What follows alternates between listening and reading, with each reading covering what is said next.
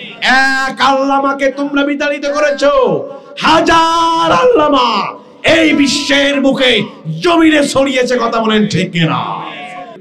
রাসূল করিম সাল্লাল্লাহু আলাইহি ওয়াসাল্লাম কেউ জেলখানায় দিয়েছিলেন 3 বছর, তাকে আটকানো যায়নি। ঠিক কিনা? আমিও গত বছর এই সময় আপনাদের কেন্দ্রীয় কারাগারে ছিলাম, দীর্ঘদিন ছিলাম। গত বছর এই সময় জেলখানাতে ছিলাম, আর এখন সময়টা ভালো হয়েছে, আপনাদের মাঝে কোরআন শুনতে এসেছি। এজন্য জেলখানাটা এটি হচ্ছে, যারা মুমিন হবে আপনাদের জন্য ষড়যন্ত্র জেলখানায় পাঠাবে, এটা আপনাদের জন্য ষড়যন্ত্র, ধরেই নেন। ওই যে বারংবার বলে না, কি বলেন, বেশি কথা বলবে জেলখানায় পাঠিয়ে দেব। এটি হচ্ছে ফিরআউনের কথা, এটি হচ্ছে নমরুদের কথা। ঠিক কিনা বলেন? আমরা কি সেটাকে ভয় পাই? ভয় পাই না। কারণ কি? ওই জায়গায় বলেছি, আল্লাহ রাব্বুল আলামিন তিনি আমাদের সাথে আছেন, তিনিও ষড়যন্ত্র করছেন। এজন্য মহান আল্লাহ রাব্বুল আলামিন বলেন, বান্দারে জেলে দেওয়া হবে, দেশ থেকে বিতাড়িত করা হবে। রাসূলকে তিনি দেশ থেকে বিতাড়িত করলেন। রাসূল দোয়া করলেন, আল্লাহ রাব্বুল আলামিন ওয়াকুর রাব্বি আদখিলনি মুদখালা সিদকিন ওয়া আখরিজনি মুখরাজা সিদকিন ওয়াজআলনি মিন লাদুনকা সুলতানান নাসীরা। আল্লাহ রাব্বুল আলামিন তুমি যদি আমাকে এখান থেকে বের করে নিয়ে যাও, আমার সম্মানের সাথে বের করো, আর আমার যে জায়গায় প্রতিনিধিত্ব করার জন্য দিচ্ছ, যেই শহরে তুমি আমারে পাঠাচ্ছ, তার রাষ্ট্রীয় ক্ষমতা তুমি আমার হাতে দিয়ে দিও। হযরত মূসা দোয়া করলেন, মঞ্জুর হয়ে গেল। হযরত ইউসুফ আলাইহিস সালাতু ওয়াস সালাম তিনি দোয়া করলেন, রাব্বি ক্বাদ আতাইতানি মিনাল মুলকি ওয়া আল্লামতানি মিন তা'ওয়িলিল আহাদিস। আল্লাহ তুমি আমারে রাজত্ব দাও, রাষ্ট্রীয়, আমি তোমার কথা বলার সুযোগ দিয়েছো, আমারে স্বপ্নের ব্যাখ্যা শিখিয়েছো, এর জন্য আমি তোমার শুকরিয়া আদায় করছি। এটি আমার জন্য অত্যন্ত ভালো। তুমি আমারে রাষ্ট্রীয় ক্ষমতা দাও। হযরত মূসা আলাইহিস সালাতু ওয়াস সালাম বলে রাষ্ট্রীয় ক্ষমতা দাও। হযরত ইউসুফ আলাইহিস সালাতু ওয়াস সালাম বললেন রাষ্ট্রীয় ক্ষমতা দাও। বিশ্বনবী জনাবে মুহাম্মদ রাসূলুল্লাহ সাল্লাল্লাহু আলাইহি ওয়াসাল্লাম তিনিও বললেন, আমারে রাষ্ট্রীয় ক্ষমতা দাও। সেই কথাটা আল্লাহ রাব্বুল আলামিন রেকর্ড করে দুনিয়ার মানুষদেরকে জানিয়ে দিলেন, ও আমার বিশ্ববাসী শোনো, যদি রাষ্ট্রীয় ক্ষমতা পেতে চাও, অবশ্যই আমি তোমাদেরকে রাষ্ট্রীয় ক্ষমতা দিব। দেওয়ার আগে তোমাদের মধ্যে কিন্তু ষড়যন্ত্র হবে, তোমাদেরকে জেলখানায় দেওয়া হবে, তোমাদেরকে হত্যা করা হবে, আর তোমাদেরকে দেশ থেকে তোমাদেরকে বিতাড়িত করা হবে। এটাকে মেনে নিয়ে যদি নিতে যাও, এটা যদি মানতে পারো, আমি আল্লাহ রাব্বুল আলামিন তোমাদের রাষ্ট্রীয় ক্ষমতা তোমাদের হাতে উঠিয়ে দিব। এজন্য জেল, জরিমানা আর নিজের মৃত্যুর ভয়, এটি কখনো মুমিন পরোয়া করে না। কথা বলেন ঠিক কিনা? বারংবার যতবার তোমরা আমাদেরকে জেলখানায় দিয়েছো, ততবার ঈমানটাকে দ্বিগুণ করে মাঠে ময়দানে আল্লাহর অস্তিত্বের কথা বলেছি। কথা ঠিক কিনা? যতবার তোমরা নিজেদেরকে মানুষ থেকে বিচ্ছিন্ন করার জন্য জেলখানায় দিয়েছো, ফাঁসির রশি টাঙিয়ে আমাদের সেই রকম তোকর নেতাগুলোকে তোমরা বিতাড়িত করেছো। আমরা ঘরে বসে নেই, মাঠে ময়দানে কোনায় কোনায় আমরা হাজারো মানুষের হৃদয়টাকে আমরা জয় করেছি। কথা ঠিক কিনা? ঐতিহ্যবাহী মাগুরা জেলার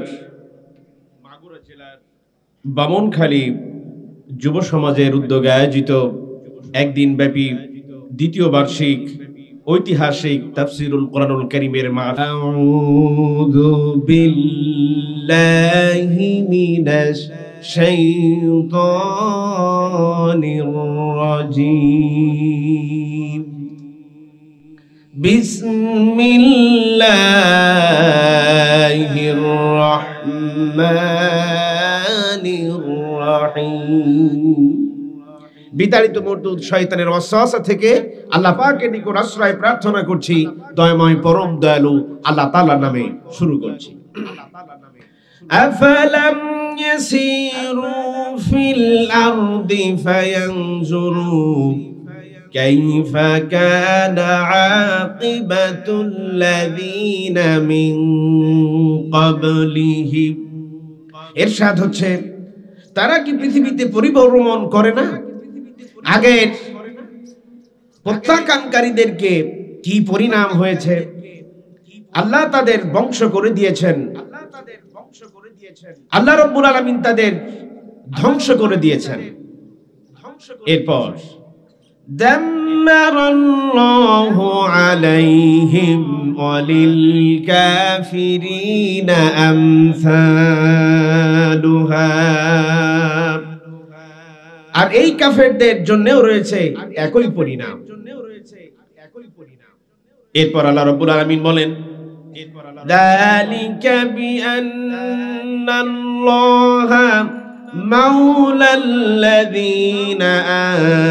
আমানু ওয়া আন্নাল কাফিরিনা লা মাওলা লাহুম।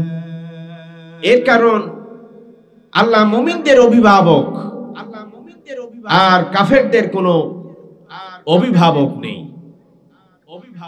দুটি আয়াত কারিমা আমি তেলাওয়াত করেছি সূরা মুহাম্মদ থেকে, 10 এবং 11 নম্বর আয়াত। সূরাটার নাম কি? সূরা মুহাম্মদ। আয়াত সংখ্যা 10 এবং 11। সূরাটির পরিচিতি সম্পর্কে আমরা একটু জেনে নিই। আল কোরআনুল কারীমের 47 নম্বর সূরা। সূরাটি মদিনায় নাজিল হয়েছে। আয়াত সংখ্যা 38। সেই 38টি আয়াত থেকে আমি দুটি আয়াত বেছে নিয়েছি, 10 এবং 11 নম্বর আয়াত।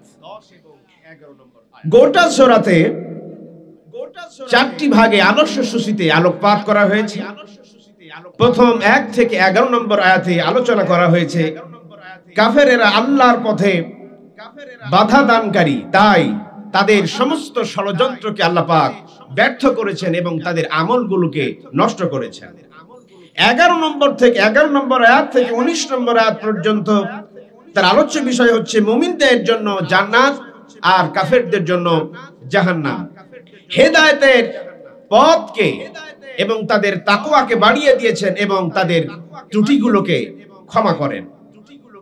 20 নম্বর আয়াত থেকে 30 নম্বর আয়াত পর্যন্ত এর আলোচ্য বিষয় হচ্ছে মুনাফিক এবং দুর্বল ঈমানদার, তাদের অবস্থা আল্লাহ পাক বর্ণনা করেছেন এবং অনুধাবন না করা মৃত্যুকালে তাদের জন্য রয়েছে শক্ত আযাব এবং শাস্তি, সে বিষয়ে আল্লাহ পাক আলোকপাত করেছেন। 31 আয়াত থেকে 38 আয়াত পর্যন্ত আল্লাহ রাব্বুল আলামিন পরীক্ষা করে নিতে চান কে খাঁটি মুমিন, কে খাঁটি বান্দা। কুফরির উপর মৃত্যুকে আল্লাহ পাক ক্ষমা করবেন না। আল্লাহর পথে ব্যয় মুমিনদের কাজ নয়। আল্লাহর পথে ব্যয়, এটি হচ্ছে মুমিনের সক্ষতা এবং এটি হচ্ছে মুমিনের সাম্য। এটি ছিল সূরার আলোচ্য বিষয়, যে সূরাটি আল্লাহ রাব্বুল আলামিন আমাদেরকে জানাচ্ছেন সূরা মুহাম্মদ। রাসূল কারীম সাল্লাল্লাহু আলাইহি ওয়াসাল্লামের নামে একটি সূরা দিয়েছেন, সূরা মুহাম্মদ। 26 নম্বর পারায় এই সূরাটি অবস্থিত। দুটি আয়াত কারিমা আমি তেলাওয়াত করেছি। প্রথম আয়াতটি হচ্ছে একটি উদাহরণ, দ্বিতীয় নম্বর আয়াতটি তার ব্যাখ্যা। প্রথম নম্বর আয়াত কারিমা অসংখ্য জায়গায় আল্লাহ পাক আমাদেরকে উদাহরণ দিয়েছেন। চূড়ান্ত ভাবে একটু নিজের মনটাকে ফ্রেশ করে আয়াত কারিমা থেকে আমরা আলোচনা শুনবো। আমরা কি শুনবো এখানে? কোরআন শুনবো। কি শুনবো? ইনশাআল্লাহ কোরআন শুনবো। রাজি আছে তো ইনশাআল্লাহ? রাজি আছে তো ইনশাআল্লাহ? আলহামদুলিল্লাহ। যা শুনবো ইনশাআল্লাহ কোরআন শুনবো। আল্লাহ রাব্বুল আলামিন ইরশাদ করেন, আফালাম ইয়াসিরু ফিল আরদি ফায়ানজুরু কাইফা কানা আকিবাতুল লাযীনা মিন ক্বাবলিহিম। তারা কি পৃথিবীতে পরিভ্রমণ করে না? ইয়াসিরু ফিল আরদ, তারা কি বিশ্বটাকে ঘুরে ঘুরে দেখে না? ফায়ানজুরু কাইফা কানা আকিবাতুল লাযীনা মিন ক্বাবলিহিম, আমি তাদের পূর্বের মানুষদের কি পরিণাম করেছি, তাদের কি পরিণত হয়েছিল, দাম্মারাল্লাহু আলাইহিম ওয়া লিল কাফিরিনা আমসালুহা। আর এই কাফেরদের জন্য রয়েছে একই পরিণাম। আমি পূর্ববর্তী কাফেরদের কিভাবে পরিণত করেছি ধ্বংসে, তারা কি ঘুরে ঘুরে দেখে না? এর অর্থ হলো, হে দুনিয়ার মানুষ, পৃথিবীতে অসংখ্য জায়গায় যারা কাফের তাদের ধ্বংসস্তূপ আল্লাহ রাব্বুল আলামিন রেখে দিলেন। পরবর্তী মানুষেরা তা থেকে শিক্ষা গ্রহণ করবে। এজন্য অসংখ্য কাফেরদের আল্লাহ রাব্বুল আলামিন ধ্বংস করেছেন এবং তাদের নিদর্শন পৃথিবীতে রেখেছেন। আল্লাহ রাব্বুল আলামিন সেই মিসাল দিয়ে, উদাহরণ দিয়ে আমাদেরকে জানালেন, মানুষেরা শোনো, পৃথিবীতে ঘোরো আর দেখো আল্লাহ রাব্বুল আলামিন কাফেরদের সাথে কি পরিণতি করেছেন, তাদের সাথে কি আচরণ করেছেন, ব্যবহার করেছেন, তাদের কি রকম ভাবে ধ্বংস করেছেন। এর কারণ হলো যালিকা বিআন্নাল্লাহা মাওলাল্লাযীনা আমানু ওয়া আন্নাল কাফিরিনা লা মাওলা লাহুম। চূড়ান্ত একটি কথা মাথায় রাখেন।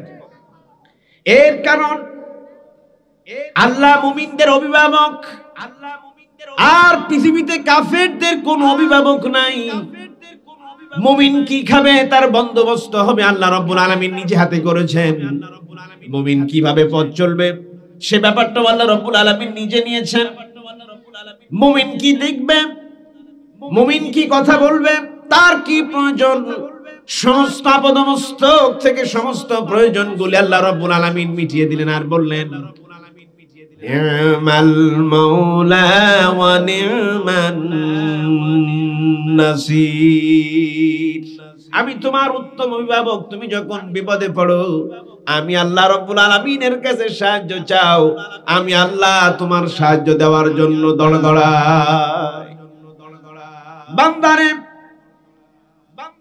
তুমি হতাশ হয়ো না, তুমি নিরাশ হয়ো না। তুমি যদি ঈমান আনতে পারো আমি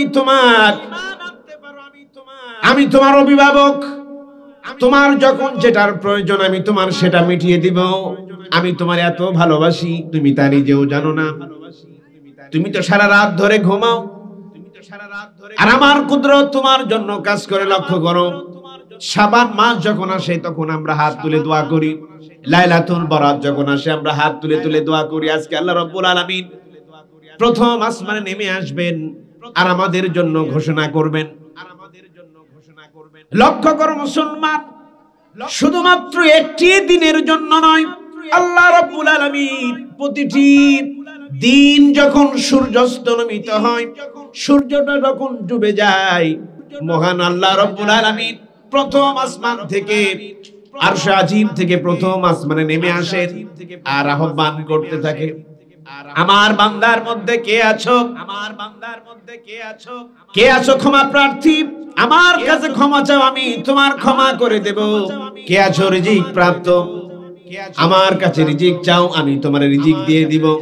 কে আছো অভাবগ্রস্ত, আমার কাছে রিজিক চাও আমি তোমার এই ঘরের সচ্ছলতা এনে দেব।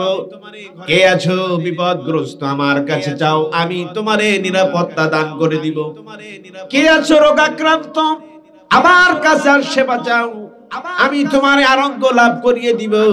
এইভাবে আল্লাহ রাব্বুল আলামিন প্রতিদিন সূর্যটা ডুবে যায়, আল্লাহ রাব্বুল আলামিন প্রথম আসমানে নেমে আসেন, সুবহে সাদিক হওয়া পর্যন্ত আমাদের জন্য আল্লাহ রাব্বুল আলামিন আহ্বান করতে থাকে, ওহে আমার কোন বান্দা আছো আজকে আমার জন্য চাও আমি তোমারে দিয়ে দিব। সুবহানাল্লাহ। এজন্য মুমিনদের অভিভাবক কে? মুমিনদের অভিভাবক কে? তোমরা দেখতে পাও চতুর্দিক থেকে মুমিনেরা মার খাচ্ছে। হে মুমিন হতাশ হয়ো না, আল্লাহ পাক গ্যারান্টি দিচ্ছেন আমি তোমাদের জন্য অভিভাবক। তোমাদের কাউকে পরোয়া করার দরকার নাই, কাউকে পরোয়া করবে না আমাকে ছাড়া, ঠিক কি না? আমাদের আশ্রয়স্থল কোথায়? আমাদের আশ্রয়স্থল কোথায়? তুমি ইচ্ছে করলেই নিভিয়ে দিতে পারো না, তুমি ইচ্ছে করলেই নিভিয়ে দিতে পারো না, নিষিদ্ধ করে ধ্বংস করে দিতে পারো না। আল্লাহ রাব্বুল আলামিন আমাদেরকে বললেন, হে দুনিয়ার মানুষেরা শোনো, ইউরিদুনা লিয়ুতফিউ নূরাল্লাহি বিআফওয়াহিহিম, মুখের ফুৎকারে আল্লাহর আইনকে নির্বাপিত করতে পারবে না, কারণ এর সুইচ তোমাদের হাতে নাই, এর শিকড় তোমাদের হাতে নাই। এর শিকড় এত গভীরে যা তোমাদের অনুধাবনযোগ্য নয়। এর শিকড় এত গভীরে, শিকড় উপড়ে ফেলতে পারো না, কারণ এর শিকড়ে এত গভীরে তার শেষ প্রান্ত পৌঁছিয়েছে আরশে আজিম। ঠিক কিনা? এজন্য আল্লাহ রাব্বুল আলামিন মুমিনদের অভিভাবক, তিনি সবকিছু নিয়ন্ত্রণ করবেন। এজন্য যত ষড়যন্ত্র হোক না কেন, মুমিনদেরকে বাঁচাবার দায়িত্ব কার হাতে? আল্লাহর হাতে। সে বিষয়টি এই আয়াতটাকে যদি আমরা বিশ্লেষণ করি, তাত্ত্বিক জ্ঞান দিয়ে যদি আমরা দেখি, তাহলে আমরা বুঝবো ইসলামের বিরুদ্ধে ষড়যন্ত্রে কোরআনের একটি বিপ্লবী ধারা বর্ণিত হয়েছে এই আয়াতটি। এই আয়াতটি কখন নাজিল হলো? এই আয়াতটি কখন নাজিল হলো? এমন একটি মুহূর্তে আয়াতটি নাজিল হয়, যেই সময় রাসূল কারীম সাল্লাল্লাহু আলাইহি ওয়াসাল্লাম কাফেরদের সাথে যুদ্ধ বিগ্রহের এক তুঙ্গে সমানে সমানে লড়াই চলছে। উহুদের ময়দানে রাসূল কারীম সাল্লাল্লাহু আলাইহি ওয়াসাল্লাম একটি উপত্যকায়, কাফেররা বলতে লাগলো যে আজ হচ্ছে বদরের প্রান্তরে আমরা পরাজয় বরণ করেছিলাম, তার আজ প্রতিশোধের দিন। উহুদের যুদ্ধে অসংখ্য সাহাবী শহীদ হয়েছেন, আপনারা জানেন। এই সময় রাসূল কারীম সাল্লাল্লাহু আলাইহি ওয়াসাল্লাম আর কাফেরদের মধ্যে এক ধরনের বাক বিতণ্ড চলছিল, টানটান উত্তেজনা। এই মুহূর্তে তারা বলতে লাগলো, তোমরা যুদ্ধ করে মরে যাচ্ছ আর আমরা যুদ্ধ করে মরে যাচ্ছি, তোমাদের হিসাব আর আমাদের হিসাব আজ সমান। রাসূল সাহাবাদেরকে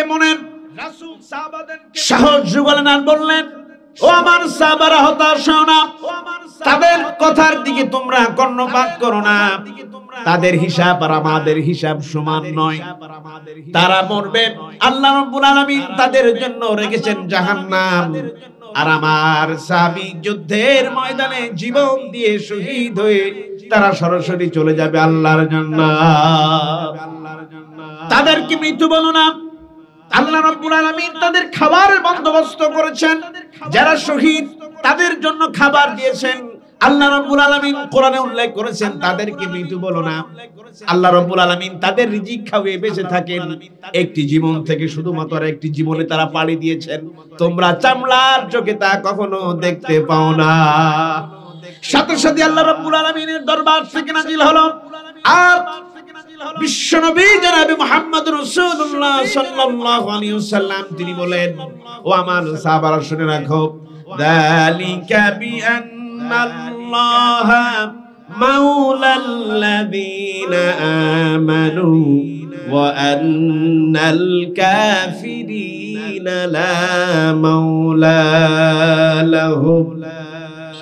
এই কথা দিয়ে রাসূল তিনি বুঝাতে চাইলেন, আল্লাহ রাব্বুল আলামিন আমাদেরকে সাহায্য করবেন আর কাফেররা তারা পরাজয় বরণ করবে।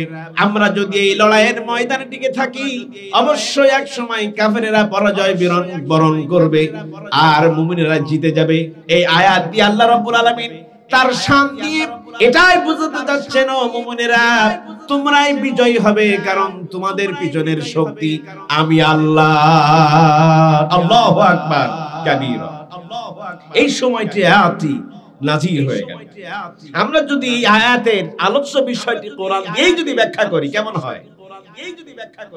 আল্লাহ পাক এই আয়াতটিকে কোরআন দিয়ে ব্যাখ্যা করছেন, সূরা মুহাম্মদ দিয়ে আল্লাহর এই আয়াতের ব্যাখ্যাটা কোরআন দিয়ে আল্লাহ পাক করছেন। আল্লাহ পাক বলেন, আল্লাযীনা কাফারু ওয়া সাদ্দু عن سبيل الله أضل أعمالهم। যারা কুফরির পথ ধরেছে, আল্লাহর পথে বাধা সৃষ্টি করেছে। কি বলনা? যারা কুফরি করেছে, আল্লাহর পথে বাধা সৃষ্টি করেছেন, আল্লাহ রাব্বুল আলামিন তাদের জন্য বলেন, তিনি তাদেরকে ব্যর্থ করে দিয়েছেন আর তাদের সমস্ত কর্মকাণ্ডগুলিকে আল্লাহ রাব্বুল আলামিন একেবারে নিষ্ফল করে দিয়েছেন। তারা যা করবে তার কোনো ফল নাই। আল্লাহ পাক তাদেরকে ব্যর্থ করবেন এবং তাদের কর্মকাণ্ডগুলোকে কি করবেন? নিষ্ফল করে দিবেন। অন্য জায়গায় আল্লাহ পাক আরো একটু দূরে গিয়ে আল্লাহ পাক বলছেন, যালিকা বিআন্নাহুম কারিহু মা আনজালাল্লাহু ফাআহাবাতা আমালাহুম। এর কারণ আল্লাহ যে বিধান দিয়েছেন তা তাদের অপছন্দ হয়, পছন্দ করে না। যে বিধান দিয়েছেন তাদের কাছে অপছন্দনীয়, ফলে আল্লাহ রাব্বুল আলামিন তাদের সমস্ত কর্মকাণ্ডগুলোকে নিষ্ফল করে দিবেন। তাদের কোনো কাজে ফল আসবে না। এজন্য বুঝে শুনে পথ চলতে হবে। কিন্তু আমি নিজের থেকে বলছি না, আল্লাহর কথা বলছি, সূরা মুহাম্মদ থেকে বলছি। এজন্য বুঝে শুনে পথ চলতে হবে। কেউ আপনাকে ডাক দিবার হুড়হুড় করে চলে যাবেন, বুঝে শুনে আপনাকে পথ চলতে হবে। সূরা মুহাম্মদ তো সেই কথাই বলছেন। আমি আমার কথা বলছি, আল্লাহর কথা বলছি। আল্লাহ রাব্বুল আলামিন আরো বলেন, والذين كفروا فتعسا لهم وأضل أعمالهم। যারা কুফরি করেছে তাদের জন্য রয়েছে দুর্দর্শ, তাদের জন্য রয়েছে দুর্ভোগ, দুর্দশা। তিনি তাদেরকে ব্যর্থ করে দিবেন আর তাদের সমস্ত কর্মকাণ্ডগুলোকে নিষ্ফল করে দিবেন। তাদের কোনো কাজ আল্লাহ রাব্বুল আলামিনের দরবারে কবুল হবে না আর তাদের ব্যর্থ হবে। কাফেরেরা যত শত্রুতা করুক, যত ষড়যন্ত্র করুক না কেন, সমস্ত ষড়যন্ত্রগুলিকে আল্লাহ রাব্বুল আলামিন ব্যর্থ করে দিবেন। কোন ষড়যন্ত্র পৃথিবীতে বাস্তবায়িত হবে না। আদম আলাইহিস সালাম থেকে শুরু করে নিয়ে 2024 পর্যন্ত যদি আপনি ইতিহাসটাকে একটু ঘাটেন, ইতিহাস থেকে যদি আপনি শিক্ষা নেন, কোন জায়গায় জালিম হোক আর কোন জায়গায় কোন কাফের হোক, যত ষড়যন্ত্র ইসলামের বিরুদ্ধে করেছেন সমস্ত ষড়যন্ত্রগুলোকে আল্লাহ রাব্বুল আলামিন নস্যাৎ করে দিয়েছে। কোন ষড়যন্ত্রে কাজ হয়নি, কোন ষড়যন্ত্রে কাজ হয়নি। তার উদাহরণ কি? ওই যে সূরা ফিল আপনারা পড়েন না? ওই যে সূরা ফিল পড়েন তো? কি আছে তার মধ্যে? শুধু পড়েনি, অনুধাবন করার শক্তি আপনাদের নাই। চলুন একটু রাসূল করিম সাল্লাল্লাহু আলাইহি ওয়াসাল্লামের তিনি আসবেন, আসার 50 দিনের আগের ঘটনা। তখন তিনি রাসূল পৃথিবীতে আসেন নাই। রাসূল তিনি যখন বয়ান করছেন, সাহাবায়ে কেরাম এরকম সামনে বসা। এই দৃশ্য যারা সচক্ষে দেখেছিল, হাতিওয়ালাদের সাথে আল্লাহ রাব্বুল আলামিন কি ব্যবহার করেছিল, এই মানুষগুলো রাসূল করিম সাল্লাল্লাহু আলাইহি ওয়াসাল্লামের সামনে বসা ছিলেন। রাসূল বললেন, আলাম তারা কাইফা ফাআলা রাব্বুকা বিআসহাবিল ফিল। তোমরা কি দেখো নাই হাতিওয়ালাদের সাথে আল্লাহ রাব্বুল আলামিন কি আচরণ করেছেন, কি ব্যবহার করেছেন? তোমরা কি দেখোনি? তার মানে সেই সময়কার বয়স্ক মানুষগুলো রাসূলের সামনে বসেছিল। রাসূল এভান করলেন, এক আল্লাহর দিকে দাওয়াত দিলেন, মানুষেরা শুনতে চায় না। উদাহরণ সহ বললেন, আমি তো হাতিওয়ালাদের সাথে কি ব্যবহার করা হয়েছে আমি রাসূল তো দেখিনি, আপনারা তো দেখেছেন, ঠিক কি না? আমি দেখতে পেলাম, রাসূল বলছেন, আমি দেখতে পাচ্ছি অনেক মানুষ, অনেক কুরাইশ বংশের অনেক মানুষ আছেন যাদের হাত থেকে গোশত খুলেছেন, পা থেকে গোশত খুলে গিয়েছেন। ওই সময়কার ওই জায়গায় থাকার কারণে তাদের অঙ্গহানি হয়েছে, এমন লোক আছেন। রাসূল তাদেরকে উদ্দেশ্যে বলেন, আলাম তারা, আপনারা কি দেখেননি? আমরা যখন এখন 1971 সনের ইতিহাস যখন মুক্তিযোদ্ধারা বলে কেউ হাত নাই, কেউ পা নাই, অঙ্গহানি হয়ে আমাদের কাছে যখন বলে, তখন তো এইরকম কথাটা এরকমই হয়। ঠিক এইরকম আল্লাহ রাব্বুল আলামিন বলেন, ফাজআলাহুম কাআসফিন মাকুল। আমি তাদের সমস্ত কলাকৌশলগুলি বানচাল করে দিয়ে ফাজালাহুম কাসফিন, আমি ভুসির মতো, গোঘাসির মতো, গরু ঘাস খাওয়ার পর যে ধরনের গোঘাসি হয় এই রকম গোঘাসির মতো আমি তৈরি করেছি তাদেরকে, আযাব দিয়ে, আবাবিল পাখি দিয়ে, সেই পাথর নিক্ষেপ, কঙ্কর নিক্ষেপ করে আমি তাদেরকে গোঘাসি বানিয়ে দিয়েছি। তোমরা কি তা দেখোনি? এটা তো আমরা দেখেছি। তো আমার কথাটা মানছো না কেন? তারা বলতে লাগলো এটা বাপ দাদার ধর্ম, বাপ করে গিয়েছে, মা করে গিয়েছে, দাদা দাদি, ছাড়বো কেমন করে? আমরা কোরআন থেকে যাই বলি তালগাছ আমার, ঠিক কিনা বলেন? এজন্য ইসলাহি হতে হবে, পরিবর্তন আসতে হবে। এই যে প্যান্ডেল, এই যে এত আয়োজন, নিজেদেরকে ইসলাহি করার জন্য, কথা ঠিক কিনা? এজন্য নিজেকে পরিবর্তন সাধন করতেই হবে, কামব্যাক করতে হবে, আপনাকে ফিরে আসতেই হবে। যদি না হয় আপনি ধ্বংসশীল, আপনার অনিবার্য ধ্বংস। মনে রাখতে হবে আপনি ধ্বংস হয়ে যাবেন। সে কথাটাই আল্লাহর পাক আজকেই বলবো। ইসলামের বিরুদ্ধে ষড়যন্ত্রে কোরআনের বিপ্লবিক ধারা, এটি হচ্ছে আজকের বিষয়। ষড়যন্ত্রের স্বরূপ সন্ধানটা আমরা একটু দেখে আসি, কিভাবে ইসলামের বিরুদ্ধে ষড়যন্ত্র করা হয়েছে। আল্লাহ রাব্বুল আলামিন বলেন, وَكَذَلِكَ جَعَلْنَا فِي كُلِّ قَرْيَةٍ أَكَابِرَ مُجْرِمِيهَا لِيَمْكُرُوا فِيهَا। বলুন নাউযুবিল্লাহ। অর্থটা যদি বলি আপনারা সহ্য করতে পারবেন? বলবো অর্থটা, বলবো দেখবেন সহ্য করতে পারেন কিনা দেখেন। আল্লাহ রাব্বুল আলামিন বলেন, আর এভাবেই প্রত্যেক জনপদের প্রধানকে চক্রান্ত করার জন্য আমি কিছুটা অবকাশ দিয়ে রাখি, ছেড়ে দিই। রসম বলে না, স্থির করা, ছেড়ে দেওয়া। ওই যে গরু যদি বাঁধা থাকে খুঁটো, আপনারা কি বলেন ওটাকে? কি বলে? খুঁটো। দড়িতে গরু বাঁধে, যাচ্ছে গরু, হঠাৎ করে সামনে ক্ষেত, ব্রেক করে যায়, তার মানে কি দড়িটা ঠাঁই পায় না। একটা মাপজোক করে দড়িটা বেঁধে দিয়ে গরুটার কিছু কাল অবকাশ দেওয়া হয়, ওই জায়গায় ঘুরে ঘুরে খেতে হবে, কোনো ওভারটেক করা যাবে না। ঠিক আল্লাহ রাব্বুল আলামিনটাকে বলা হয় যে কিছুটা কাল অবকাশ দিয়েছেন। শব্দটি হচ্ছে মুজরিমিহা, রজম মূল শব্দ। এর থেকে আল্লাহ রাব্বুল আলামিন বুঝাচ্ছেন আমি আকাবির। আর এই আয়াতটির প্রধান একটি, one of the most word, সেটা হচ্ছে আকাবির। আকাবির বলেন, আকাবির হচ্ছে এরকম প্রধানগণ। আমাদের প্রধানকে হয় প্রধানমন্ত্রী হয়, নাই কোনো নামের হয় মোড়ল, ইমাম সাহেবেরা হয় মসজিদের। ঠিক এ ধরনের একজন প্রধানদেরকে বলা হয় আকাবির। আরবি শব্দটি দিয়ে বোঝানো হয় আকাবির। আল্লাহ রাব্বুল আলামিন সেটাই বলছেন, কারিয়াতিন মানে গ্রামের, কোন অঞ্চলের, কোন দেশের, কোন জায়গার আকাবির মুজরিমিহা, তাদেরকে একটু কিছুকাল অবকাশ দেওয়া হয়, লিয়ামকুরু ফিহা, ষড়যন্ত্র করার। এর পরের কথাটা আরো কঠিন, নিতে পারবেন কিনা আমি বুঝতে পারছি না, বলবো ইনশাআল্লাহ। আল্লাহ পাক বলছেন, ওয়ামা ইয়ামকুরুনা ইল্লা বিআনফুসিহিম ওয়ামা ইয়াশউরুন।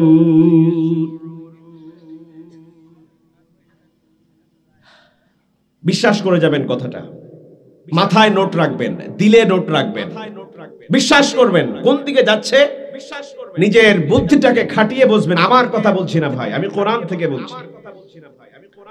আল্লাহ রাব্বুল আলামিন বলেন, তাদের চক্রান্ত তাদের বিরুদ্ধে যাবে যা তারা বুঝতে পারে না। আপনি জামার বিরুদ্ধে ষড়যন্ত্র করেছেন, আল্লাহ আল্লাহ রাসূলের বিরুদ্ধে আপনি যেই ষড়যন্ত্র করেছেন, ওই ষড়যন্ত্র আপনার বিরুদ্ধে না যাওয়া পর্যন্ত আপনাকে পৃথিবী থেকে নেওয়া হবে না। মিলানে আমার কথা ভাই, কার কথা?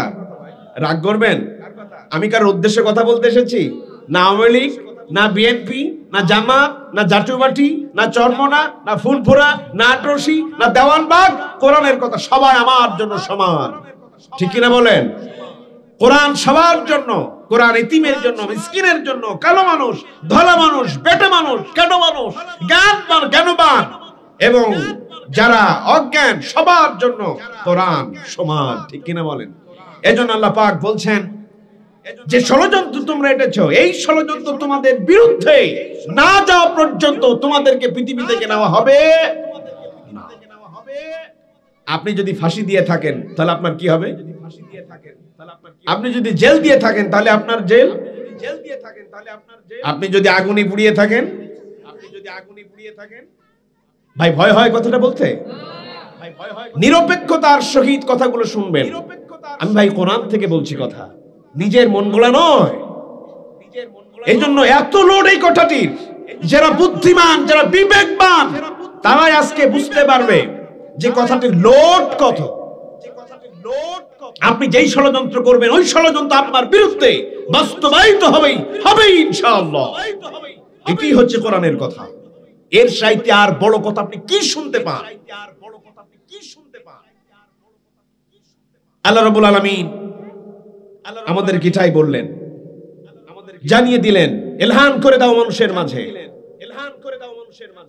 সুতরাং বিশ্বের বুকে আমরা তাই দেখতে পেয়েছি, তাই আমরা দেখতে পেয়েছি।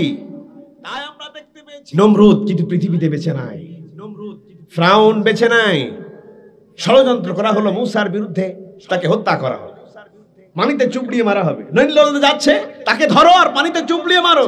আল্লাহ রাব্বুল আলামিন সেই কৌশলে তার বিরুদ্ধে কাটিয়ে বললেন, চুবড়িয়ে মারলেন। ঠিক কিনা বলেন? এই জন্য আপনি যদি ফাঁসি দিয়ে থাকেন, নির্ঘাত বিশ্বাস করুন আপনার বিরুদ্ধে ফাঁসি অবধারিত। আপনি যদি জেলখানায় দিয়ে থাকেন তাহলে বিরুদ্ধে মনে রাখবেন আপনার বিরুদ্ধে জেলখানা অবধারিত। কোরআন থেকে বলছি। আল্লাহ রাব্বুল আলামিন আরো বললেন, ব্যাখ্যা করলেন বিষয়টিকে।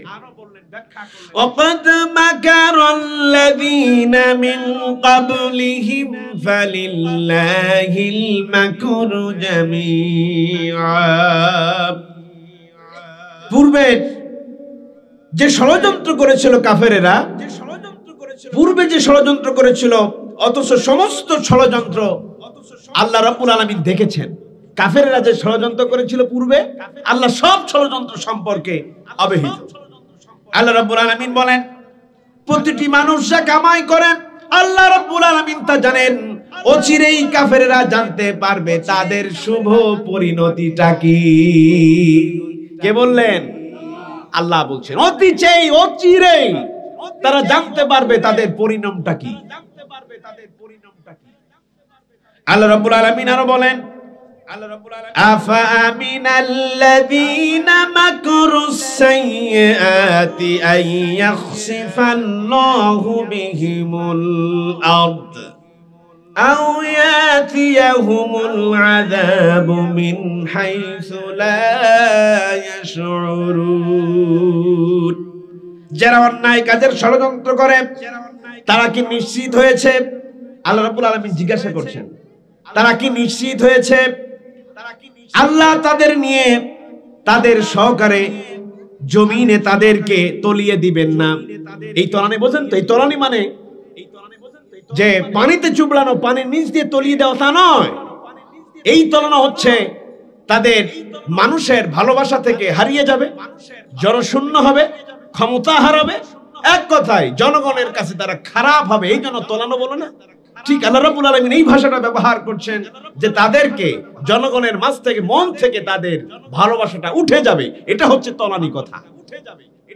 কথা বুঝে আসছেন? আমি আপনাদেরকে বোঝাতে পেরেছি কিনা? আল্লাহ রাব্বুল আলামিন তাদেরকে তলিয়ে দিবেন, এমন জায়গা থেকে তাদের উপরে আযাব এসে পড়বে না তারা চিন্তা করেনি। এমন সময় এমন ভাবে আযাব আসবে তা কখনো তারা চিন্তা করেনি। কি হয়ে গেল ঘন্টা খানিকের মধ্যে? তারা এইরকম বুঝবে, আহারে চলছিলাম, কথা বলছিলাম, হঠাৎ করে কি আযাব আসলো। আল্লাহ রাব্বুল আলামিন বললেন, তারা কি চিন্তা করেনি? তারা চিন্তাই করেনি যে আমাদের উপরে আযাব আসবে। এরপর আরো কথাটা আরো ব্যাখ্যা দিয়েছেন আল্লাহ পাক, আও ইয়াখুযাহুম ফি তাকাল্লুবুহুম ফামা হুম বিমুজিজিন। অথবা চলাফেরা করার অবস্থায় তাদেরকে পাকড়াও করবে না। তারা তো চলাফেরা করে, দেখছেন? একটু মিলান রিসেন্টের বিষয়ের সাথে একটু মিলিয়ে যান। তারা কি চলাফেরা করার অবস্থায় তারা তাদেরকে পাকড়াও করব না, তার মানে চলাফেরা করার অবস্থায় তোমাদেরকে পাকড়াও করা হবে। যখন এসে পড়বে তারা ব্যর্থ করতে পারবে না, মানে ওটাকে মোকাবেলা করতে পারবে না।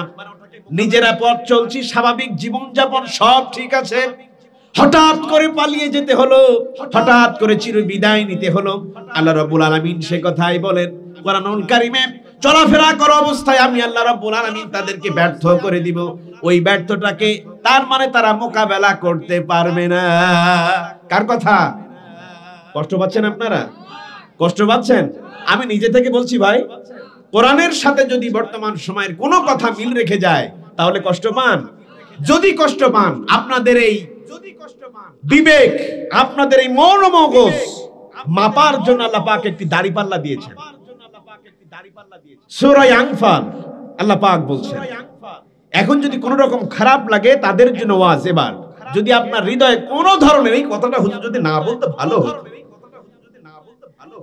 এইরকম যদি টেন্ডেন্সি মাথায় আসে আর নিজের সাথে যদি না মানতে পারেন, তাহলে আল্লাহ রাব্বুল আলামিন আপনার জন্যই বলছেন, ওয়াইযা তুলিয়াত আলাইহিম আয়াতুহু যাদাতুহুম ঈমানা।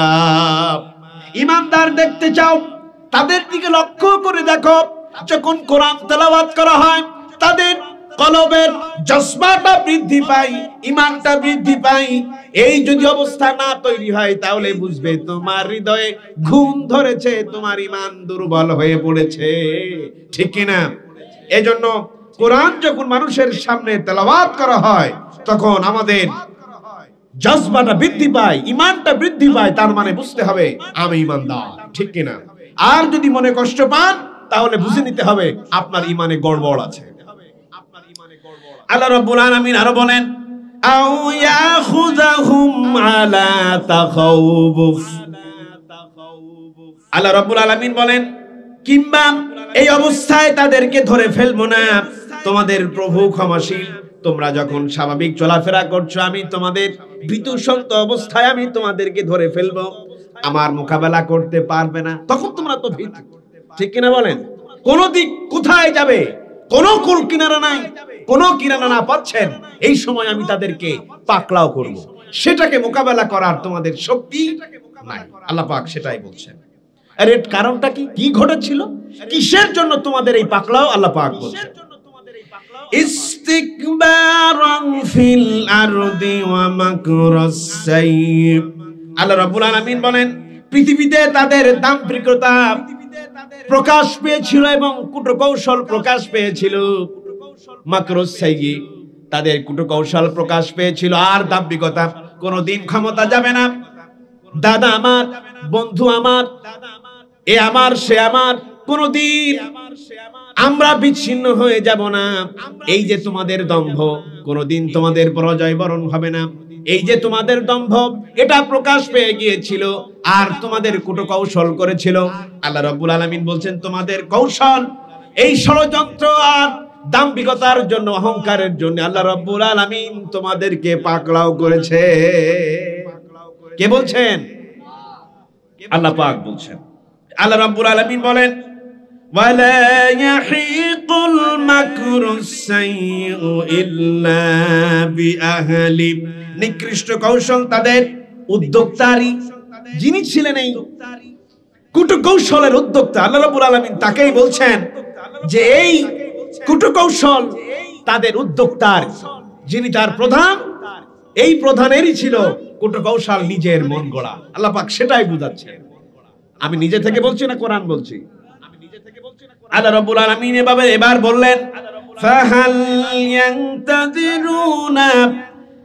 আল্লাহ পাক এভাবে বলছেন, ফালান তাজিদা লিসুন্নাতিল্লাহি তাবদীলা ওয়ালান তাজিদা লিসুন্নাতিল্লাহি তাহওয়িলা। তোমরা আল্লাহর পথকে কখনো পরিবর্তন করতে পারবে না এবং কখনো ব্যতিক্রম করতে পারবে না। তোমাদের কোনো কৌশল কাজ হবে না। কোন ধরনের আল্লাহর পথকে, আল্লাহর মতকে, আল্লাহর প্রেরিত সেই বিধানকে কখনো তোমরা পরিবর্তন করতে পারবে না এবং কখনো তোমরা ব্যতিক্রম করতে পারবে না। কার কথা? আল্লাহর কথা। তাহলে ষড়যন্ত্র করে আমাদের লাভ আছে? বলেন, কোরআনের বিরুদ্ধে ষড়যন্ত্র করে আমাদের লাভ আছে? নাই। এই ষড়যন্ত্রের ধারাটা কি? কি কি বিষয়ে ষড়যন্ত্র করা হয় আল কোরআনুল কারীম যদি আমাদেরকে বলে, শুনতে আপত্তি আছে কারোর? আল্লাহ পাক বলছে, যতগুলি নবী পৃথিবীতে আমি পাঠালাম, একটা নবীর সাথেও মানুষেরা ভালো আচরণ করেনি, খারাপ আচরণ করেছেন। আল্লাহ রাব্বুল আলামিন বলেন, ক্বালাল কাফিরুনা ইন্না হাযা লাসাহিরুম মুবিন। কাফেরেরা বলে এ ব্যক্তি নিশ্চয় জাদুকর। তাহলে ষড়যন্ত্রের প্রথম কথা কি? জাদুকর। নবীরা এসেছেন আর নবীদেরকে বলা হয়েছে জাদুকর। এটি একটি অপবাদ, জানেন তো কারণটা কি? যদি তাদেরকে জাদুকর বলা হয়, মানুষেরা তাদের কথা বিশ্বাস করবে না। রাসূলকে যদি বলা হয় জাদুকর, মানুষেরা বিশ্বাস করবে না, এটি একটি অপবাদ। রাসূলকে বলা হলো জাদুকর। আল্লাহ রাব্বুল আলামিন বলেন, ওয়ালা বিকাউলি কাহিনিন কালিলাম মা তাযাক্কারুন। এটি কোনো গণকের কথা নয়, এটি কোনো জাদুকারের কথা নয়, খুব লোকই কম আছো তোমরা এটি উপলব্ধি করতে পারো। এটি কোনো জাদুকরের কথা নয়। এই আয়াতগুলি যখন নাজিল হচ্ছিল, হযরতে আমিরুল মুমিনিন হযরত ওমর রাদিয়াল্লাহু তাআলা আনহু রাসূল করিম সাল্লাল্লাহু আলাইহি ওয়াসাল্লামকে হত্যা করার জন্য, তাকে প্রহার করার জন্য তিনি এগিয়ে যাচ্ছিলেন। তখন ইসলাম এভাবে প্রতিষ্ঠিত হয়নি। ভাই আপনারা উঠছেন কেন? আমি অল্প সময় নিব, আপনাদের বেশি সময় আমি নিব না। কোরআনুল কারীম আমি বলছি, মেহেরবানি করে কোনো জরুরত ছাড়া আপনারা উঠবেন না। এটি কোরআনের মাহফিল। এখনো বলেন তো আমি কোরআনের বাইরে একটি কথা বলেছি? তো তাহলে এইখান থেকে যদি উঠে যান কোনো জরুরত ছাড়া, তাহলে বুঝতে হবে এটি আপনার জন্য অকল্যাণকর, এর পরিণাম ভালো হবে না। এটি আল্লাহ পাকেরই কথা। এজন্য একটু কষ্ট করে ধৈর্য সহকারে আমি আপনাদেরকে নিতে চাই, খুব বেশিক্ষণ সময় আমি নিতে চাই না। রাসূল করিম সাল্লাল্লাহু আলাইহি ওয়াসাল্লামকে বলা হলো জাদুকর, এটি একটি অপবাদ। মূল কারণ জনগণ থেকে বিচ্ছিন্ন করে দেওয়া। শুধু জাদুকরে বলি নাই, আরো কথা বলেছেন।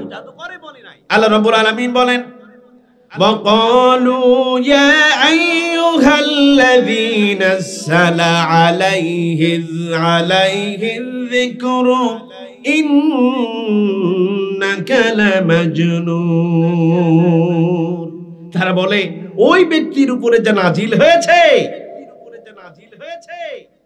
তা অবশ্যই তিনি পাগল। বলেন নাউযুবিল্লাহ। আল্লাহ রাব্বুল আলামিন কোরআনুল কারীমে ঘোষণা করলেন আর বললেন, ওয়ামা সাহিবুকুম বিমাজনুন। তোমার সাথী তো পাগল হয়ে যায়নি, তোমার সাথী তো পাগল নয়। আল্লাহ পাক বলেন, তাকে বলা হলো গণক, তাকে বলা হলো জাদুকর, তাকে বলা হলো পাগল, তাকে বলা হলো কবি। আল্লাহ পাক বলছেন, বাল ক্বালু আদগাসু আহলামিন বাল ইফতারাহু বাল হুয়া শাইর। এটি কোন লোক কল্পনা হতে পারে, এটি তার কোন বানানো হতে পারে, মনে হয় সে একজন কবি হয়েছেন। এই কথাটাই হযরত ওমর রাদিয়াল্লাহু তাআলা আনহু রাসূলের পিছনে দাঁড়ালেন। রাসূল নামাজ আদায় করছেন, রাসূলের কথা শুনে, এত সুন্দর তেলাওয়াত শুনে তিনি মনে মনে ভাবলেন, রাসূল বুঝি এখন গণক হয়েছেন, কোন জেনে ধরা রোগী তাকে এই কথাটা শিখিয়ে যাচ্ছেন। তিনি তো মানুষ নন, তিনি তো পাগল। আল্লাহ রাব্বুল আলামিন বলেন, ওয়ামা সাহিবুকুম বিমাজনুন। তোমার সাথী পাগল হয়ে যায়নি। আল্লাহ রাব্বুল আলামিন তাকে জানিয়ে দিলেন, ওমর তোমার রাসূল পাগল নয়, গণক নয়। তিনি মনে মনে ভাবলেন হয়তো তিনি নিজে থেকে কথাগুলো বানাচ্ছেন। আল্লাহ রাব্বুল আলামিন তার জবান থেকে বের করে দিলেন, তানজিলুম মির রাব্বির রহিম। এটি তার কোনো কথা নয়, দয়াময় পরম দয়ালু আল্লাহ রাব্বুল আলামিনের কথা। হয়তো রাসূল করিম সাল্লাল্লাহু আলাইহি ওয়াসাল্লাম তিনি নিজে নিজে শিখেছেন, নিজের কথাটা নিজেই চালিয়ে দিচ্ছেন। আল্লাহ রাব্বুল আলামিন রাসূলকে সতর্ক করলেন আর বললেন, ওয়ালাউ তাকাওয়ালা আলাইনা বাদাল আকাবির লাআখাযনা মিনহু বিল ইয়ামিন সুম্মা লাকাতানা মিনহুল ওয়াতির। রাসূল কোন নিজে থেকে কোনো কথা বলে না, তিনি যা বলেন সব আল্লাহর কথাগুলো বলেন। রাসূলের কথা যদি আল্লাহর কথার সাথে গলমিশ করিয়ে তিনি যদি প্রচার করে দিতেন, আল্লাহ রাব্বুল আলামিন তাকে ডান হাত দিয়ে চেপে ধরতেন আর তার কণ্ঠনালীটা কেটে ফেলে দিতেন। এজন্য রাসূল যা কথা বলেন সব আল্লাহর কথা বলেন। এজন্য তিনি পাগল নন, তিনি গণক নন, তিনি জাদুকর নন, তিনি কবিও নন। তাহলে তিনি কি? তিনি কি? আল্লাহর পক্ষ থেকে প্রেরিত রাসূল। হুয়াল্লাযী আরসালা রাসূলাহু বিল হুদা ওয়া দীনিল হক। আল্লাহ রাব্বুল আলামিনের পক্ষ থেকে তিনি একজন প্রেরিত রাসূল হিসেবে এসেছেন দ্বীনি হক নিয়ে। আল্লাহ রাব্বুল আলামিনের দ্বীনি কাজ নিয়ে তিনি প্রেরিত হয়েছেন। আল্লাহ রাব্বুল আলামিন তাকে পাঠালেন। এজন্য যুগে যুগে যত নবী এসেছেন, যত রাসূল এসেছেন, যত মানুষ এসেছেন, তাদের বিরুদ্ধে যত ষড়যন্ত্র হলো, প্রথম নাম্বার ষড়যন্ত্র তাদেরকে মানবতা বিরোধী অপরাধী বলো। আগে ছিল গণক, আর এখন মানবতা বিরোধী। আগে ছিল পাগল, এখন যুদ্ধ অপরাধী। আগে ছিল কবি, এখন যুদ্ধ অপরাধী। এই হচ্ছে পার্থক্য।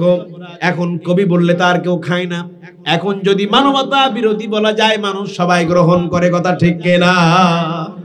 এজন্য জনগণ থেকে বিচ্ছিন্ন করবার জন্য তোমরা যদি বলো পাগল, তোমরা যদি বলো গণক, তোমরা যদি বলো জাদুকর, তোমরা যদি বলো মানবতা বিরোধী, একাত্তর বিরোধী, বাংলার জনগণ তা বুঝতে শিখেছে। হাজার ধরনের অপবাদ দেয়া হলেও জনগণ থেকে মানুষকে বিচ্ছিন্ন করা যাবে না, জনগণ থেকে তাদেরকে বিচ্ছিন্ন করা যাবে না, কারণ তারা সেই কোরআন শুনতে। কথা ঠিক কিনা? এজন্য এখনো পর্যন্ত যা বলেছি সব কোরআন থেকেই আর হাদিস থেকেই, রাসূলের জীবন থেকেই কথা বলার জন্য চেষ্টা করেছি। ঠিক কিনা? এজন্য আল্লাহ রাব্বুল আলামিন যতবার রাসূলকে ধরনের অপবাদ দেওয়া হয়েছে, আল্লাহ রাব্বুল আলামিন তা খণ্ডন করে দিয়েছেন। আল্লাহ পাক বলছেন, وَيَقُولُونَ أَإِنَّا لَتَارِكُو آلِهَتِنَا لِشَاعِرٍ مَجْنُونٍ। তারা কি একজন পাগল কবির জন্য ধর্ম ত্যাগ করবে? তারা বলতে লাগলো, আহারে, একটা পাগল কবির জন্য কি আমরা ধর্ম ত্যাগ করব? কোথা থেকে কোন একজন মুফাসসির আসলো আর বলে গেল, তা কি আমরা শুনবো? তার জন্য কি এই কথা শুনে কি আমরা পরিবর্তন হব? কখনো নয়। এই কথাটা আগেও বলেছিল, এখনো বলবে। ঠিক কিনা বলেন? ওয়াকুলু নামে কি মুদারের ছিগা, মুজারা দিয়ে কি বোঝানো হয়? বর্তমান কাল এবং অতীত, এই ভবিষ্যৎ কাল দুটোই বোঝানো হয়। তার মানে কি আগেও বলেছে, এখনো বলছে। ঠিক কিনা বলেন? এজন্য আমি যতবার বলি না কেন, আপনাদের হৃদয়ে যদি হেদায়েতের আর ইসলাহের যদি তাকদীর না থাকে, তাহলে অবশ্যই এই কথা শুনে আপনারা সেটাই বলবেন যে আমরা পরিবর্তন হব না, আমরা যা করছি তাই করব। আল্লাহ পাক আমাদেরকে বলছেন, ফাযাক্কির ফামা আনতা বিনি'মাতি রাব্বিকা বিকাহিনিন ওয়ালা মাজনুন। প্রভুর অনুগ্রহে উপদেশ দিয়ে যাও, তুমি পাগল নাও, তুমি গণক নও। আল্লাহর অনুগ্রহে মানুষদের মাঝে তুমি উপদেশ দিয়ে যাও। আল্লাহ জানে তুমি পাগল নও, তুমি কবিও নও, তুমি গণক নও। আল্লাহ রাব্বুল আলামিন বলেন, ওয়া ইন্নাকা লাআলা আজরান গায়রা মামনুন। তোমার জন্য আছে মহা পুরস্কার। কার জন্য? রাসূলের জন্য। সেই রাসূলের উত্তরসূরি যারা হবেন আর এই কোরআনের কথা যারা বলবেন তাদেরকে বলা হবে মানবতা বিরোধী, এটাই সাব্যস্ত তারা বলবে, কিন্তু জনগণ থেকে বিচ্ছিন্ন করা যাবে না। মারা গিয়েছেন আল্লামা, হাজারো মানুষের চোখের কোনায় পানি, ঠিক কিনা বলেন? জনগণ থেকে বিচ্ছিন্ন করা গিয়েছে নাকি আরো ভালোবাসা পয়দা করে দিয়েছে? এজন্য জনগণ থেকে মানবতা বিরোধী বলে জনগণ থেকে বিচ্ছিন্ন করা যাবে না ভাই, সেটাই আল্লাহ পাক আমাদেরকে জানান দিচ্ছেন। যুগে যুগে ষড়যন্ত্র হয়েছে কোরআনের বিরুদ্ধে, ষড়যন্ত্র হয়েছে ইসলামের বিরুদ্ধে। একটু যাচাই করে আসি, কোরআনের বিরুদ্ধে ষড়যন্ত্র হয়েছে। অবিশ্বাসে এরা বলে, লক্ষ্য করুন, চূড়ান্ত একটি আয়াতে কারিমা আমি তেলাওয়াত করব, একটু চিন্তাশীল যারা হবেন তারা কথাটা বুঝবেন। আল্লাহ পাক বলছেন, আওয়ালাম ইয়ারাল্লাযীনা কাফারু আন্নাস সামাওয়াতি ওয়াল আরদ কানাতা রাতকান ফাফাতাকনাহুমা। অবিশ্বাসীরা কি লক্ষ্য করে দেখে না? আসমান আর জমিন ছিল একাকার, আল্লাহ রাব্বুল আলামিন তা থেকে পৃথক করে দিয়েছেন, এবং কুল্লা শাইইন হাই, আল্লাহ রাব্বুল আলামিন প্রত্যেকটা জিনিস সৃষ্টি করেছে পানি থেকে। যখন এই আয়াতটি নাজিল হয়েছিল আজ থেকে 1450 বছর আগে, কেউ বিশ্বাস করতো না পানি থেকে সমস্ত কিছু সৃষ্টি হয়েছে, কেউ বিশ্বাস করতো না। কিন্তু চিকিৎসা বিজ্ঞান, আমাদের বর্তমান সায়েন্স আমাদেরকে বলে প্রত্যেকটা কোষের সাইটোপ্লাজম, যেটাকে বলা হয় উপাদান, একেবারে মূল ভিত্তি, কোষের মূল ভিত্তি সাইটোপ্লাজমে থাকে হচ্ছে পানি। এটা হচ্ছে 80 ভাগ, মানে কোন কোষ যখন তৈরি হয় তাতে 80 ভাগ পানি থাকে। আল্লাহ রাব্বুল আলামিন সেই কথাটাই উল্লেখ করলেন সূরা আম্বিয়া 30 নম্বর আয়াতে কারিমা দিয়ে। সেখানে একটি শব্দ ব্যবহার করেছেন কুল্লু শাইইন হাইয়্যুন। প্রত্যেকটা সৃষ্টিরাজি সৃষ্টি হয়েছে পানি থেকে, পানি থেকে, পানির উপাদান থেকে সৃষ্টি হয়। যখন এই আয়াতটি 1450 বছর আগে নাজিল হয়েছে, তখন মরুভূমির প্রান্তরে একজন ব্যক্তি দাঁড়িয়ে যখন এই কথাগুলো বলে, তখন তো কুরাইশদের কাছে কিনা একটা আজব কথা মনে হয়েছে। তারা বলেছিল, এ তো আজব কথা, পানি থেকে কি আবার সৃষ্টি হয় না? কিন্তু আমরা এই বর্তমান যুগে অবশ্যই বিশ্বাস করি পানি থেকে সৃষ্টি হয়, ঠিক কিনা বলেন? আচ্ছা, এই আয়াতটি যখন গবেষণা করে আমাদের মাঝে যখন আনলেন আর বললেন, হ্যাঁ, সাইটোপ্লাজমে প্রায় 80 ভাগ পানি থাকে, একটি কোষের মূল উপাদান পানি, আমরা এটা ধরে নিতে পারি। 1973 সনে দুইজনকে এই কথাটা বলার জন্য দুইজন মানুষকে নোবেল দেওয়া হলো। কোরআনের এই আয়াতের সাথে মিলে গেল। তাহলে বুঝতে হবে আল্লাহ রাব্বুল আলামিন যে সৃষ্টি করেছেন, সৃষ্টিরাজি, এটি অবশ্যই বর্তমান তত্ত্বের সাথে এবং আগের কথার সাথে কোনো অমিল নেই, সব মিল আছে। কথা বলেন ঠিক কিনা? এই সত্যের মানদণ্ডে দাঁড়িয়ে আমরা যদি যাচাই করে থাকি, তাহলে আমরা দেখব শত্রু কারা, এবার চিনে নেন। আল্লাহ পাক আমাদের জন্য শত্রু কারা তাদেরকে বা চিনাচ্ছেন। চিনবেন তো শত্রু কারা? আল্লাহ যদি বলে তাহলে তো আমার কিছু বলতে পারবেন না, ঠিক কিনা বলেন? শত্রু কারা আল্লাহ পাক বলছেন, لتجد أشد الناس عداوة للذين آمنوا اليهود والذين أشركوا। তুমি অবশ্যই মানুষদের মধ্য থেকে মুমিনদের জন্য শত্রু সর্বপ্রথমে পাবে, চূড়ান্ত শত্রু পাবে ইহুদি, ওয়াল্লাযীনা আশরাকু, তারপরে যারা শিরিক করে। নাম্বার 1 কারা? যারা ইহুদি। নাম্বার 1 কারা? ইহুদিরা। আল্লাহ রাব্বুল আলামিন সেটাই বললেন, সব থেকে বড় শত্রু হলো ইহুদি, এবং পরের 2 নম্বরের শত্রু হলো যারা শিরিক করে। এই শিরিক কাফেরেরাও করে, মুসলমানেরাও করে। কথা ঠিক কিনা? ছেলে হয় না, সন্তানাদি হয় না, 10 বছর পেরিয়ে গেল, 18 বছর পেরিয়ে গেল, খানকা শরীফে একখানা ছাগল জবাই করে দিলেন, পরের বছরই আপনার ফুটফুটে সন্তান বাড়িতে হাজির। আপনি কি বলবেন? মাজার আপনার সন্তান দিল, ঠিক কিনা? এটা বলবেন তো?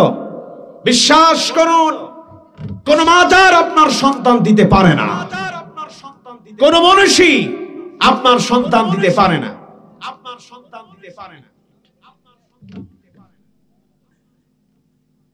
কথা বলবেন। وَلَتَجِدَنَّ أَقْرَبَهُمْ مَوَدَّةً لِلَّذِينَ آمَنُوا الَّذِينَ قَالُوا إِنَّا نَصَارَى।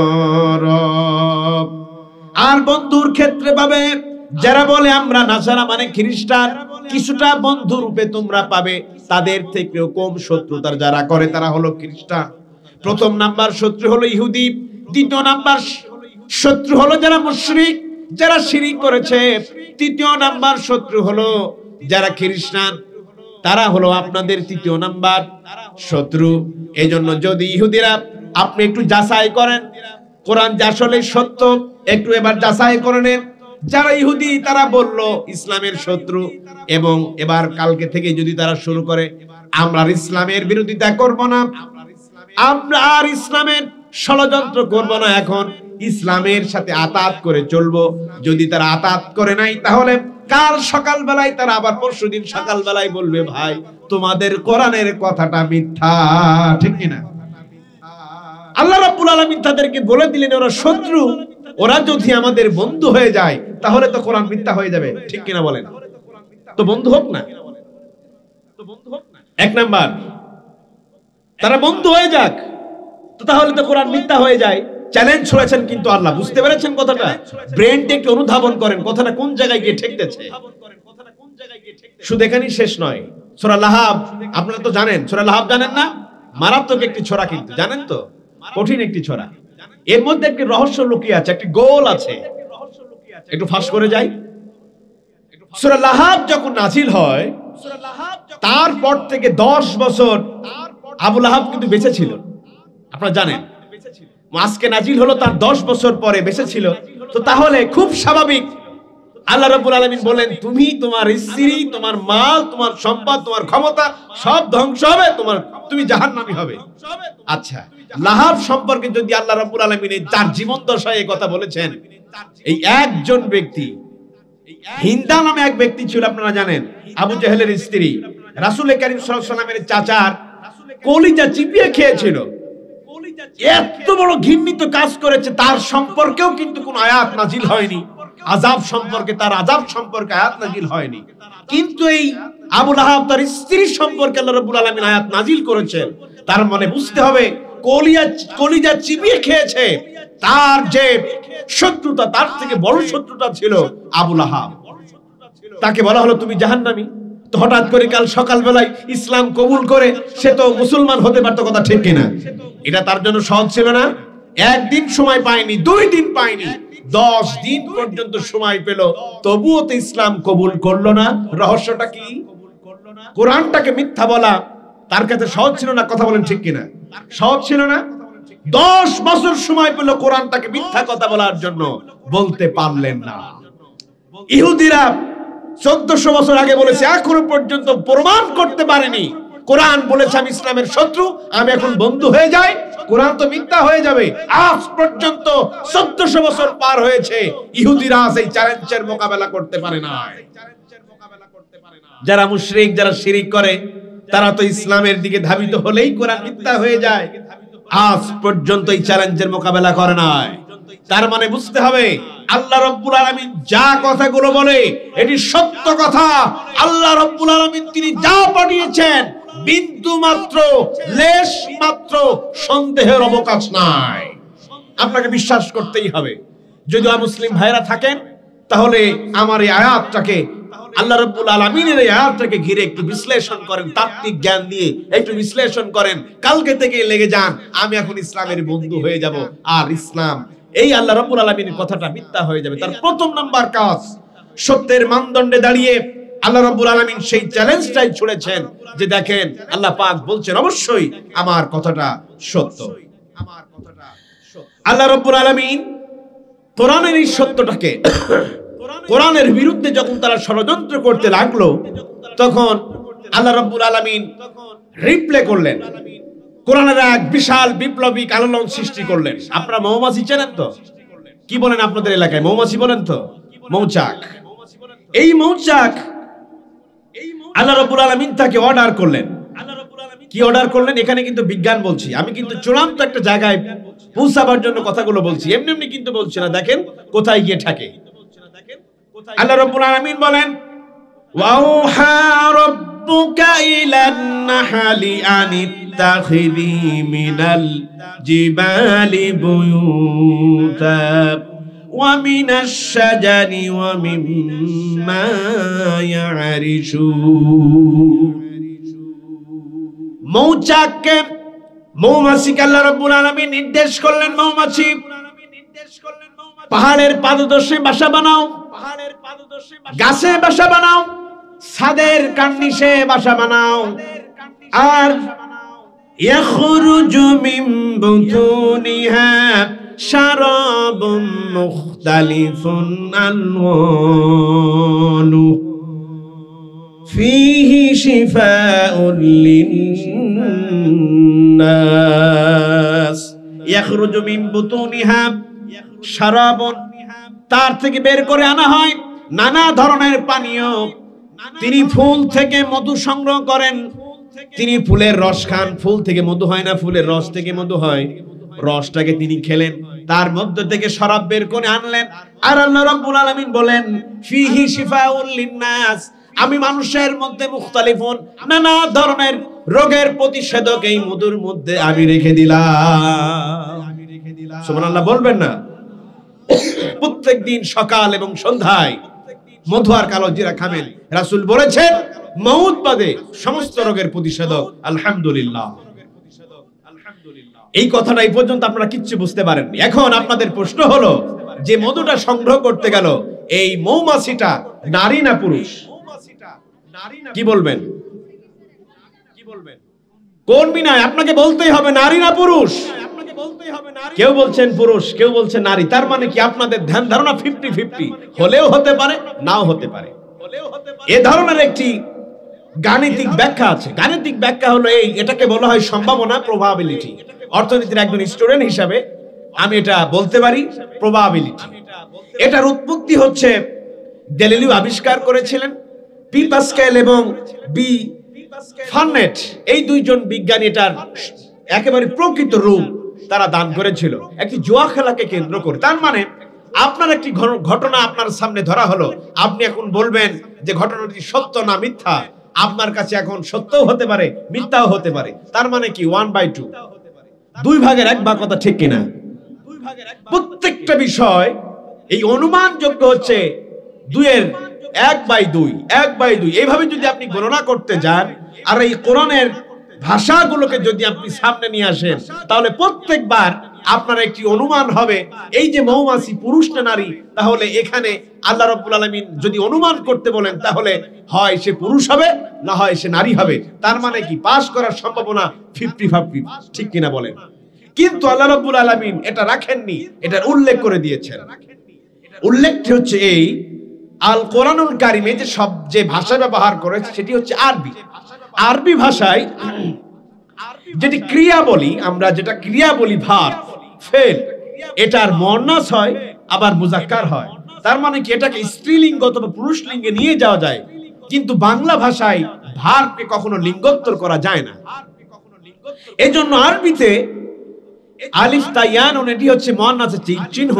মানে এটি যদি আপনি কোনো নারীর ভাষায় ব্যবহার করতে চান, নারী শব্দ ব্যবহার করতে চান, তাহলে এই 4টি শব্দ সাধারণত এই 4টি অক্ষর ব্যবহার করা হয়ে থাকে। আরবি গ্রামার যারা জানেন তারা বুঝতে পারবেন। আল্লাহ রাব্বুল আলামিন এখানে বলেছেন আনিত্তাখিদি, লাস্টে ইয়া দিয়েছেন।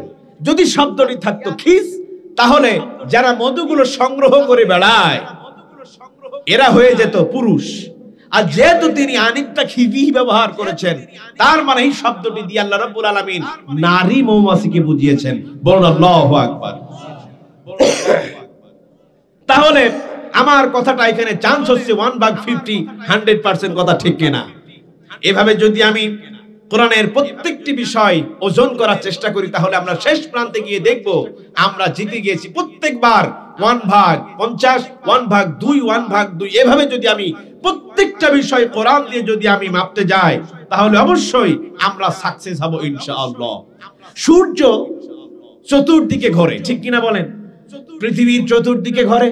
এ নিয়ে নানা জল্পনা কল্পনা, বিজ্ঞানীদের নানা মত আমাদের সামনে হাজির হয়, কিন্তু আল্লাহ রাব্বুল আলামিন সূরা ইয়াসিনে বলে দিয়েছেন কুল্লু শাইইন কুল্লুম ফি ফালাকি ইয়াসবাহুন। শব্দটি ছিল কুল্লু শাইইন, শাইউন শব্দটিকে উঠিয়ে দিয়ে কুল্লুম ফি ফালাকি ইয়াসবাহুন শব্দটি ব্যবহার করা হয়েছে। তার মানে কি প্রত্যেকটি গ্রহ নক্ষত্র তার নিজ কক্ষপথে তা ঘুরছে। নিজের কক্ষপথে ঘুরতে সময় লাগে প্রায় একদিন, আর গোটা সূর্যকে, পৃথিবীটাকে একবার প্রদক্ষিণ করতে সময় লাগে প্রায় কয় বছর, কয় দিন? 365 দিন, যেটা আমরাকে বছর বলে থাকি। আহ্নিক গতি আর বার্ষিক গতি, ওদিকে আমরা না যাই। এই যে সূর্য তার নিজ অক্ষে ঘুরতে থাকে, 1400 বছর আগে যখন বলা হলো, তা থেকে প্রায় 17 শতাব্দীতে এসে বলে না, যখন আমরা একটা পাথর ছড়ি, এই পাথরটি কিছু দূর গিয়ে থেমে যায়, কেন চতুর্দিকে ঘোরে না? যদি তার গতি থাকবে তাহলে তো পাথরটি যেই যাবে ঘুরেই যাবে, কথা ঠিক কিনা? তার মানে বুঝতে হবে এখানে চান্স হলো নিজ অক্ষপথে ঘোরে, এখানে চান্স হলো 1 ভাই 2, মানে এখানে 50-50 চান্স। এখানেও সত্যতা অবশ্যই 1/2 হবেই। এভাবে যদি আমরা প্রত্যেকটা জিনিস আমরা মাপতে যাই। নাম্বার 3-এ যদি কথাগুলো বলি, আল্লাহ রাব্বুল আলামিন আমাদেরকে পাকড়াও করবেন, কাউকে রাতে, কাউকে দিনের বেলা। কিয়ামত কখন অনুষ্ঠিত হবে? রাতে আর দিনে। আমরা এখন রাত, ঠিক কিনা বলেন? ভারত উপমহাদেশে আমরা বসবাস করি, মরক্কোয় গিয়ে দেখেন সেখানে কিন্তু রাত পাবেন না, এই সময়টা কিন্তু পাবেন না। হয়তো তারা এখন নাস্তা করছে সকাল বেলায়, হয়তো বা তারা এখন গাড়ি নিয়ে ছুটতেছে। আমেরিকায় কি এখন এইরকম রাত? কথা বলেন, এইরকম রাত নাই কেন? এক জায়গায় রাত, এক জায়গায় দিন। কখনো রোজা হয় 22 ঘন্টা, আর কখনো হয় তাদের 12 ঘন্টা। এরকম কেন? আল্লাহ পাক সেটাই বলছেন। এটি হচ্ছে বলা হয় টাইম জোন। এই টাইম জোনের ভিত্তিতে আল্লাহ রাব্বুল আলামিন একটি সূত্র আবিষ্কার করেছেন। কাকে বলা হবে রাত্রে, ধরা হবে কাউকে ধরা হবে দিনের বেলায়। তার মানে যখন কিয়ামত সংগঠিত হবে, কখনো কখনো জায়গায় থাকবে রাত, আর কখনো কখনো জায়গায় থাকবে দিন। এটাকে যদি টাইম জোনকে যদি আমরা মাপতে যাই, সেখানেও পাবো 50-50। তার মানে অবশ্যই 2 ভাগের 1 ভাগ হবেই হবে। কথা বলেন ঠিক কিনা? এইভাবে যতবার আমি কোরআনের এই গাণিতিক ব্যাখ্যা করতে যাই, সমস্ত জায়গায় আমি জিতে যাব ফলাফল 1/2। এভাবে যদি 1 লক্ষ কোটি বার যদি গাণিতিক বিষয় দিয়ে কোরআনের সত্যতা মাপতে যাই, আমি অবশ্যই পাস করে যাব। কথা বলেন ঠিক কিনা? এজন্য কোরআনের গাণিতিক বিষয় দিয়ে যদি আমি লক্ষ্য করে দেখি, অবশ্যই কোরআন হচ্ছে মহা এক সত্যবাণী, মহা এক ঐশী বাণী, যা আল্লাহ রাব্বুল আলামিন মুহাম্মদ সাল্লাল্লাহু আলাইহি ওয়াসাল্লামের মাধ্যমে গোটা বিশ্ববাসীকে তিনি জানিয়েছেন। কথা বলেন ঠিক কিনা? এই শত্রুতার মধ্যে কতগুলো ধরন, এই ধরন বলেই আমি শেষ করব ইনশাআল্লাহ। আর খুব বেশি হলো অল্প সময়, কতগুলো ধরন বলবো, আর এই পৃথিবীর সাথে একটু মিলিয়ে নেবেন ভাই। যদি এখানে একটু কষ্ট পান, মেহেরবানি করে আমাকে মাফ করে দিবেন। সূরা আনফাল 30 নম্বর আয়াত, আসুন একটু শুনি। وَإِذْ يَمْكُرُ بِكَ الَّذِينَ كَفَرُوا لِيُثْبِتُوكَ أَوْ يَقْتُلُوكَ أَوْ يَخْرُجُوكَ وَيَمْكُرُونَ وَيَمْكُرُ اللَّهُ وَاللَّهُ خَيْرُ الْمَاكِرِينَ।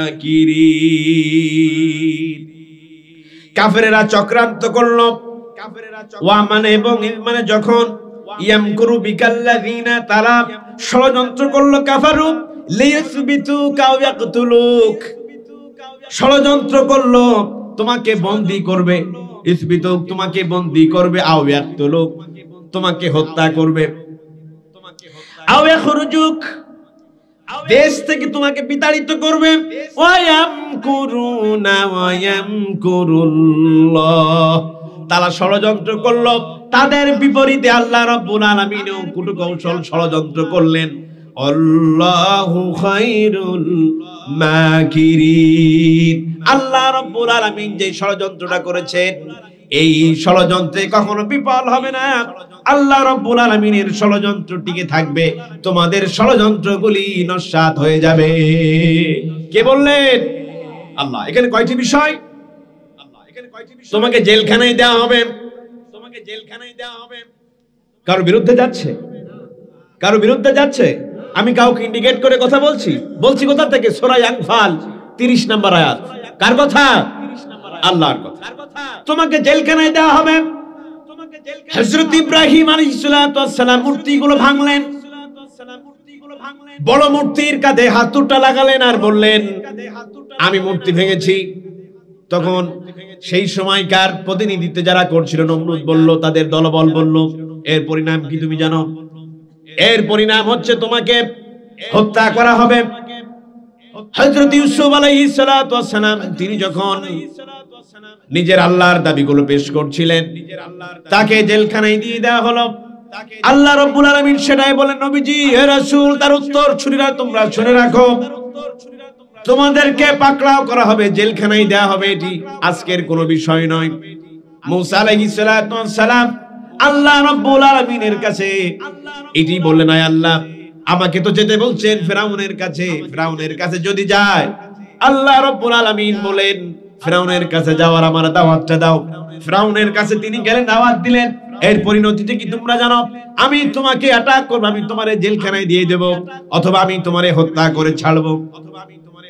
হযরত ইব্রাহিম আলাইহিস সালাম মূর্তি ভাঙলেন, তাকে আগুনে দেওয়া হলো। আল্লাহ রাব্বুল আলামিন আগুনকে বললেন, কুলনা ইয়া নারু কুনি বারদাও ওয়া সালামান আলা ইব্রাহিম, আমার ইব্রাহিমের জন্য অগ্নিকুণ্ড আরামদায়ক হয়ে যাও। হযরত ইব্রাহিম বলেন, আমি যে কয়দিন আগুনের মধ্যে ছিলাম, এত শান্তি আর প্রশান্তি নিয়েছিলাম, আমার জীবনে এরকম কোনোদিন শান্তি পাই নাই।